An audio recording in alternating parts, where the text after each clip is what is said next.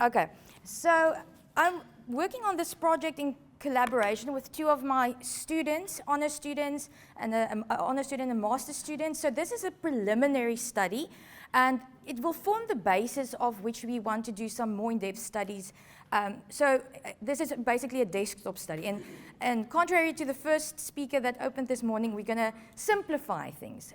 It's not a hardcore statistical study, it's really simple, and just to go to show that these things can actually be so, research can actually be so applicable to the general public. Right, so we saw that during COVID-19 there were obviously some restrictions, but afterwards there was this surge in park visitation. And this is really to do with people really appreciating nature after not having a lot of other things to do than kind of exploring your own backyard, your own country's natural sites. And with that, after COVID, it seemed that this surge then led to a lot of park visitation, a lot more park visitation. But with that, obviously, comes impacts, visitor impacts. And one of the ways to really influence people these days is with social media platforms, something I think we kind of overlook in our arsenal of tools of reaching people. Now, we saw that there was a significant rise in social media usage during COVID-19, after COVID-19, and it's going to be a continual phenomenon. There's not enough information, though, on how to utilize this type of social media platforms as a conservation tool. So why do we want to even use it as a conservation tool, and why is it applicable?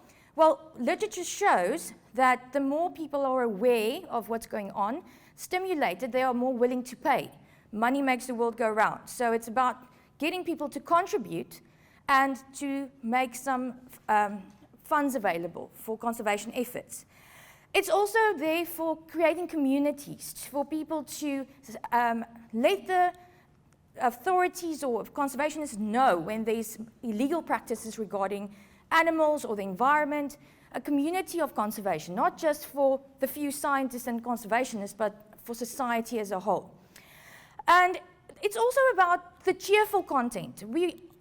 Unfortunately, in social media is used for evil as well, but it can be used for good.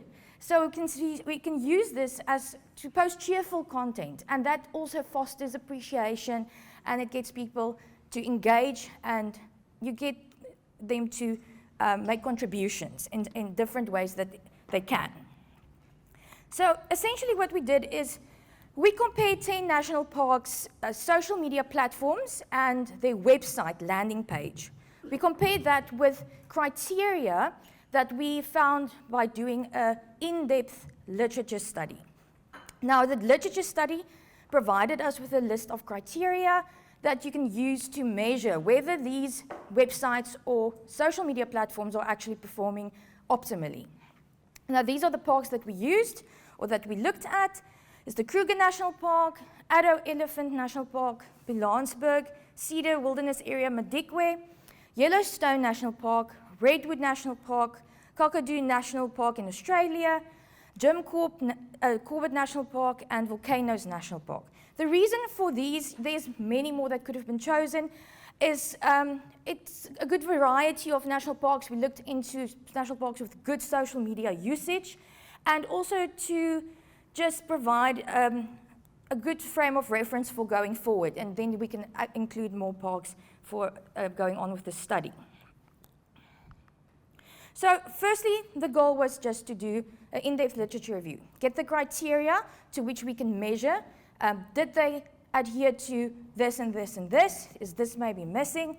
And then to conclude, it was to make recommendations to national parks, especially after the more rigorous research is going to be done, on how to improve their social media presence and their websites.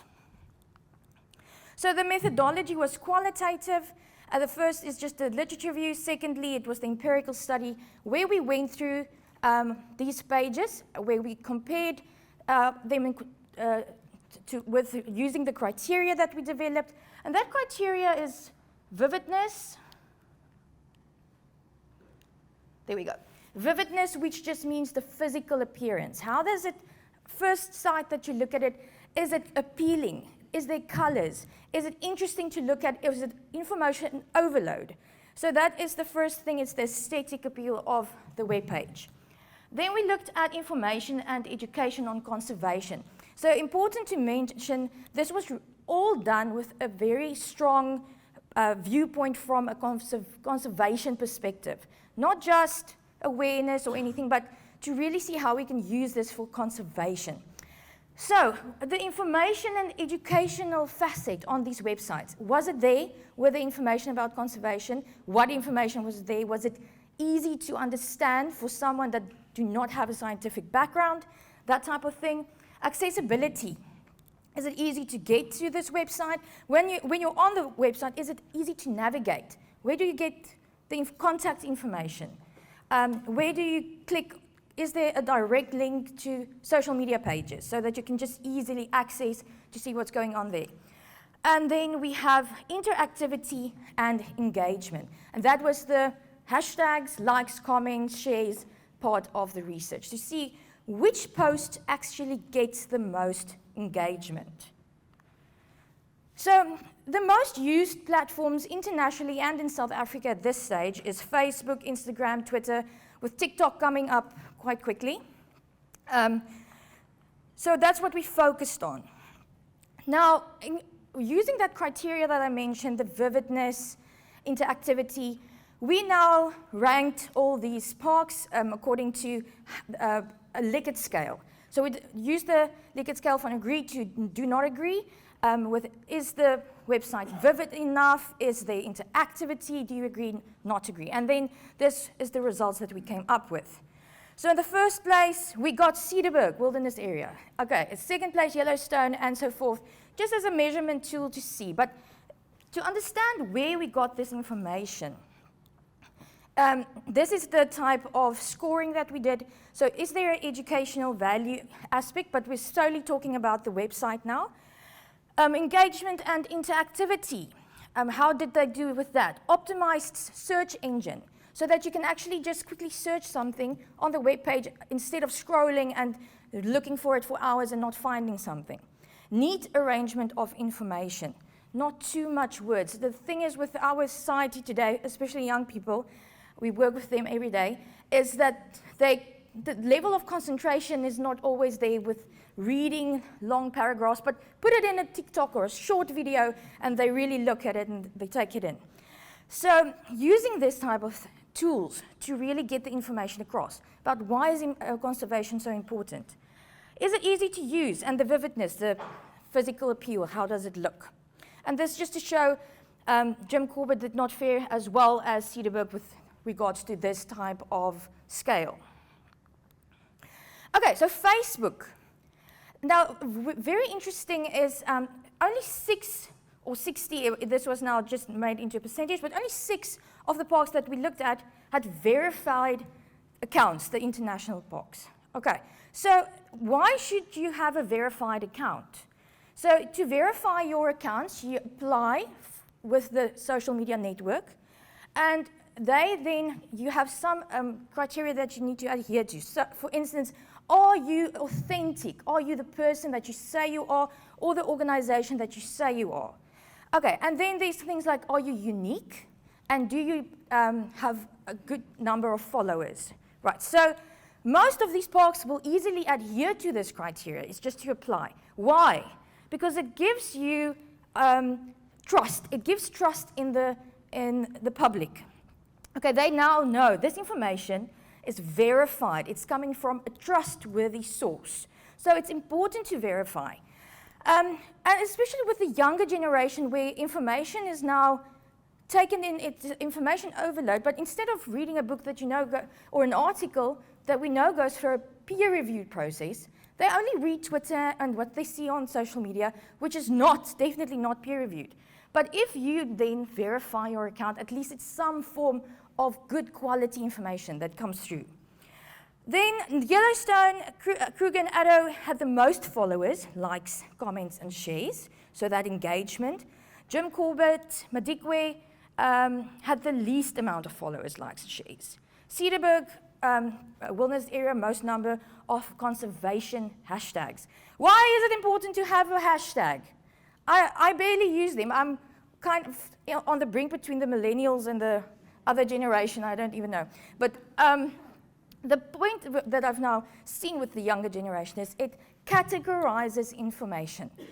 So if you use a hashtag and you click on that hashtag, it throws out in the same thread all the people with those posts that use the same hashtag.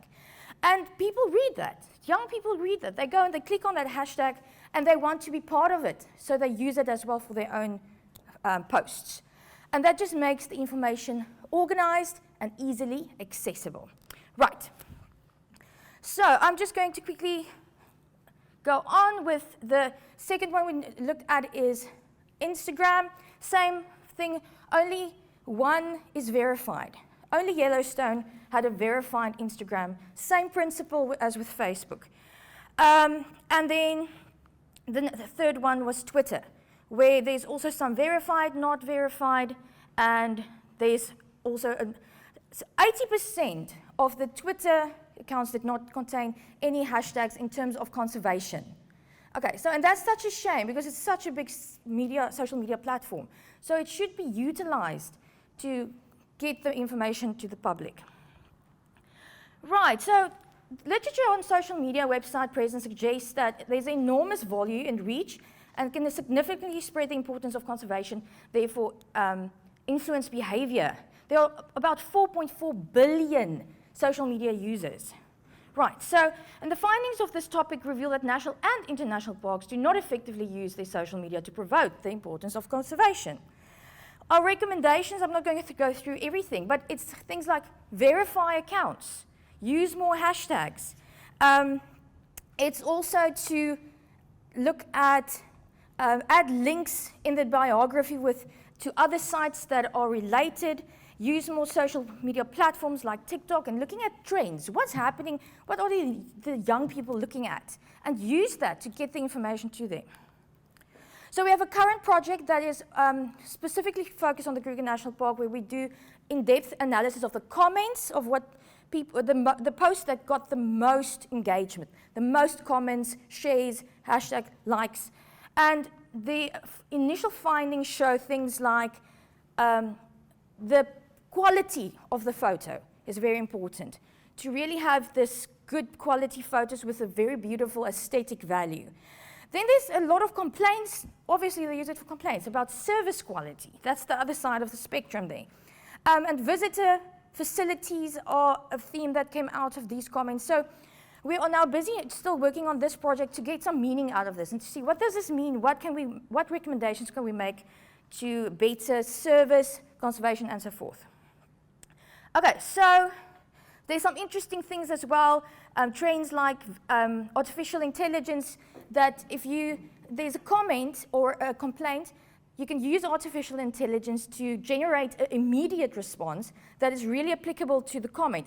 Even though it's artificial intelligence doesn't mean anything at that moment, research shows that if people get a direct response, they're already more at ease. They're very satisfied with the quick response. Most people don't know it's artificial intelligence that's actually answering them. But using these type of things to get people positive about the park, positive about the area.